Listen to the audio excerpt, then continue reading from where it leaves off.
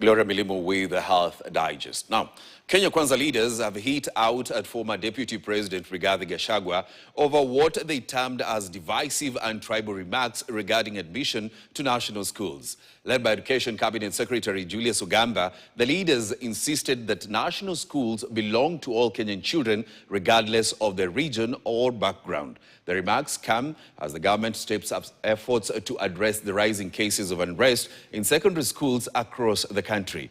Grace Nganga has more. Leaders allied to Kenya Kwanza administration have criticized former Deputy President Rigathi Gachagua over his past remarks, suggesting that national schools should largely benefit students from certain regions of the country. Speaking during an event at Siroga Girls High School in Nyamira County, the leaders maintained that access to education should not be viewed through an ethnic lens, insisting that national schools are open to all learners based on merit and existing admission policies. Kwa wale ambao wanasema katika national schools ati watu watoke mahali hiyo national school iko ndio waende kule, ni kana kwamba wako na shida kidogo ya nini?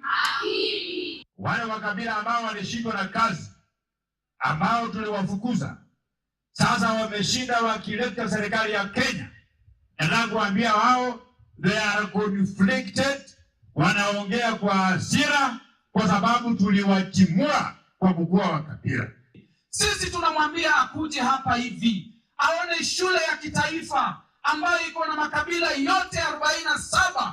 Gachagua had claimed that students from Mount Kenya region are being disadvantaged in admissions to national schools, alleging that a majority of slots are allocated to learners from other parts of the country. The bureaucrats sitting at your house have no capacity to know how to place kids. At the same time, the government has announced a multi-stakeholder approach aimed at addressing the growing cases of unrest in schools.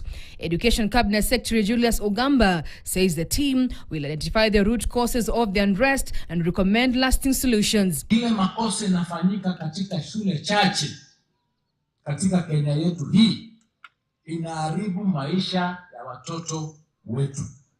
The move comes amid growing concern over incidents of arson and destruction of property in learning institutions across the country, as senior government officials and religious leaders intensify calls for discipline among learners. Once you've been arrested, your name goes into some list. Whenever you look for a job, they check.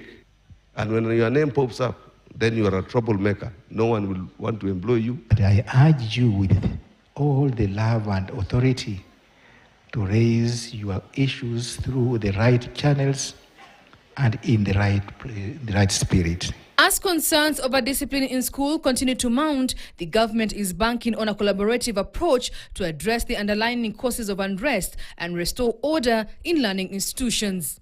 Grace Nganga, KTN. The principal of Ofafa Jericho High School, Anthony Thuo,